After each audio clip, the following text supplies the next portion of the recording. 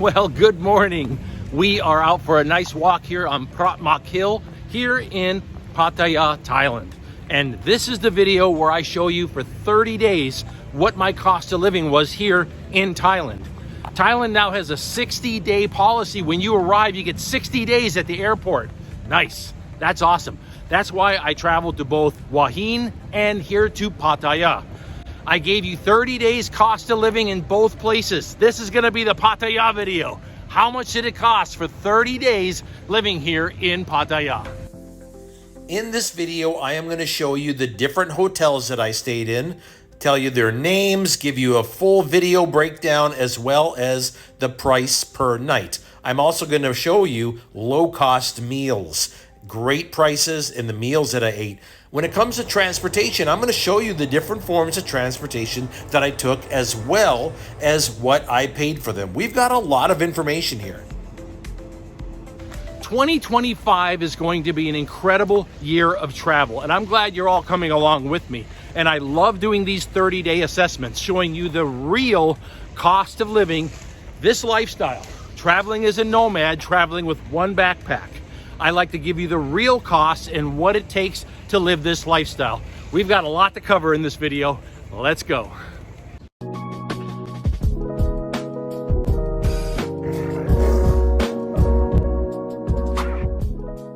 Let's talk about the cost of housing. Back in my home state, I would have paid about $2,600 a month to live for this month. That's either rent or mortgage. It would have cost me about $2,600 a month. It's kind of a specific number because there's a specific place that I would be living. And I know exactly what it would cost. And that would save me money because the cost of living in my home state of Hawaii goes up from there. So I would not be paying those higher mortgages or rents. I'd be paying $2,600 a month trying to survive. No, thank you.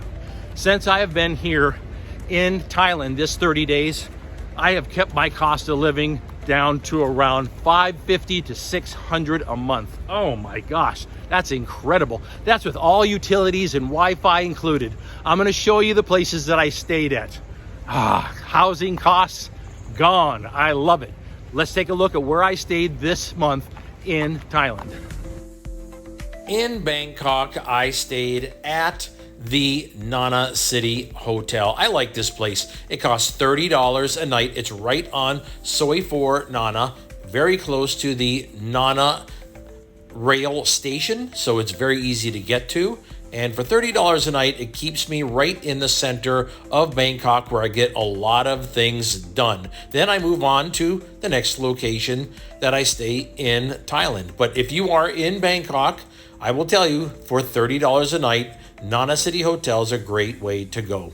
When I got into Pattaya, I stayed at 18 coins. 18 coins was about $18 a night. Now, it does go $16 as well. It depends on the season, okay? So it's $16 to $18, and it had a nice refrigerator. It had, as usual, all utilities, and you have the Wi-Fi as well. I will definitely remember 18 coins for the future because this place was really nice and a nice lobby downstairs, everything. When I went to Koh Lan Island, I stayed at the Paz Resort. They do these cool little concrete tiny homes. These cost $40 a night. They got this neat little sitting area right in the middle of them. They're like little concrete tiny homes. That's how they do it. And they are cute. For $40 a night, it's a great way to stay, a very unique sort of place to stay. They do have live music in the evening, not bad. What about the cost of food? Food is a huge cost in the West. And it's also a reason why a lot of people who retire have to make a decision between utilities and calories in their life. That's not safe. That's not a comfortable way. That's not a safe way to retire.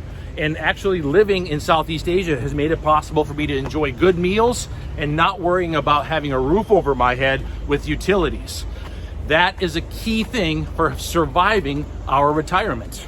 I'm going to show you places that I go to eat. And again, I'm going to spread it out throughout the video, but I have kept the cost of my food down to around $300 to $400 a month. That is easily half of what I would have paid back in the States. Yeah, easily. Now, it would have been much less than half, but I was actually quite frugal back in the United States as well. I made my meals at home. I made coffee at home. And so I was living low cost food wise back home, but still I cut my cost of food in half. Let's take a look at some of those meals now. Here in Pattaya, the Irish House is a great place to go for breakfast, which is what we're getting today, but also they have a fantastic menu in general. And it's really one of the coolest little Irish pubs that you can go to. Look at the way that they did the decor. The owner was here today. I got a nice chance just to chat with them. It is a well done little restaurant here, and a full breakfast is going to be about $5. That's not bad at all. Thank you. So this is about 160 baht and pretty good. This is a nice full breakfast for me, no doubt about that.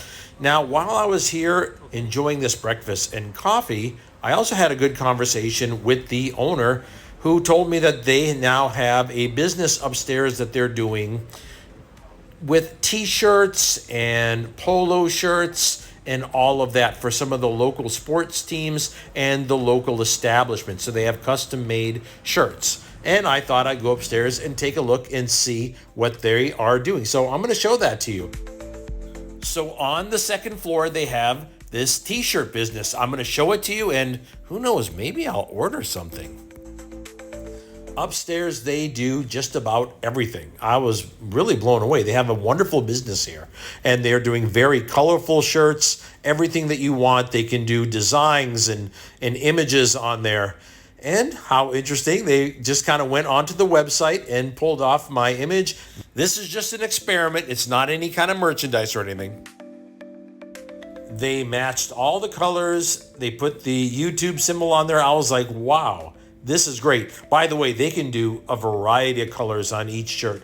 They came up with some clip art, everything. Just take a look at the outstanding job that they do here. So I'm going to make sure I put in the description a link to their website, and you can come right here to the Irishman to see this place. They do have an upstairs office on the second floor, so you can get all of these made for your establishment. At the end of the video, I'll show you what the finished shirts look like. I'm excited. What about transportation? Transportation back in my home state would have cost me a minimum of $500 for this month. Minimum. That would have been the cost of the vehicle, insurance, gas, maintenance, registration, safety inspection. Just keep adding it up. Minimum $500 for a month.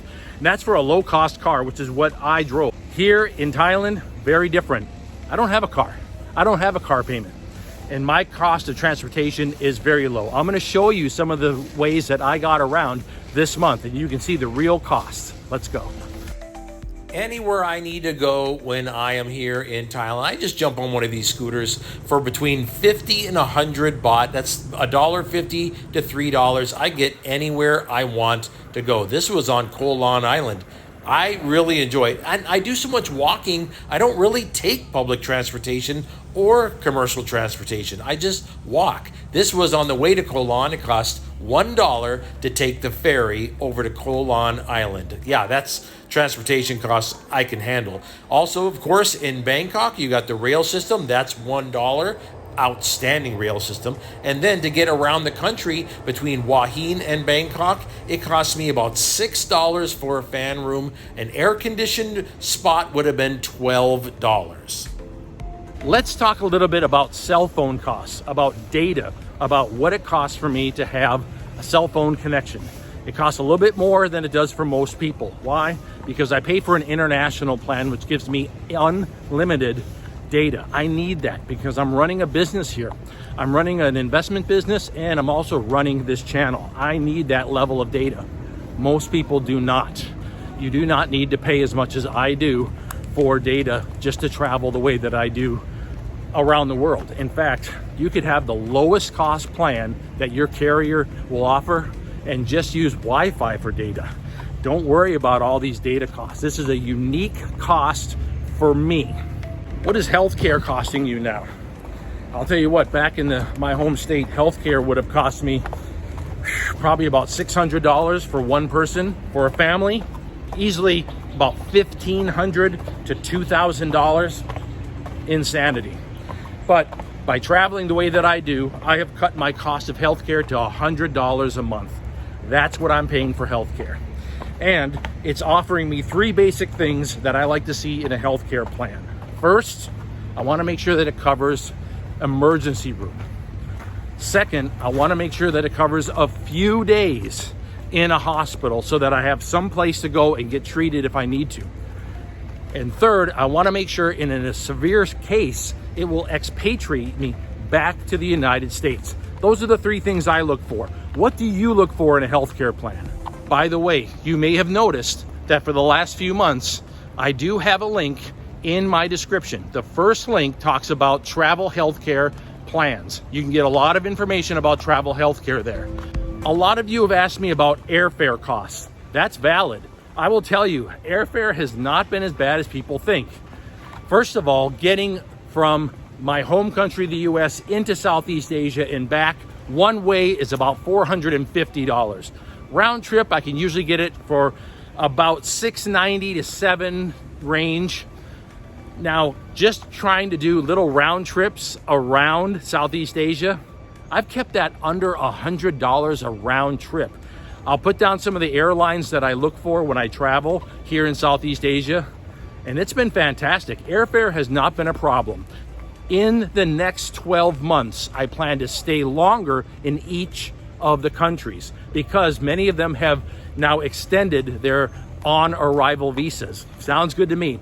That's going to also reduce my cost of airfare. I had to take us back to Chaba Cafe for this episode. What a great way to round out this 30 days here in Pattaya. Chaba Cafe I came to about a week ago, and I put it in a video that I had this amazing steak. This is a $7 steak meal. And by the way, on the side, you can get all kinds of things. You can get French fries like I did. I thought I'd try them out. They have vegetables, mashed potatoes, all kinds. Everything that they're doing here at the Chaba Cafe, they're doing right. How fantastic. They have 3 different kinds of gravies to choose from. For $7, you can't go wrong. I ordered it medium. It came out medium. You see, for me, eating good quality meals like this is part of how I want to enjoy my retirement. I could not live this way back in my home country, period. I would not be eating steak dinners. And while I'm traveling through Southeast Asia, saving money on my retirement, I can eat steak dinners. And this is how I want to retire. This is how I want to inspire others to enjoy their retirement. It's not about quantity, it's about quality, and that's how we should be in life. I enjoy coming to this location together to get a haircut. This is a professional operation, a real barbershop. It's a cool spot. They have a wide variety of what you can get done here. You can get specialty cuts done of all kind. They also do where they take care of your skin, your facial skin. They have a variety of services. For me, I come and get myself a nice haircut.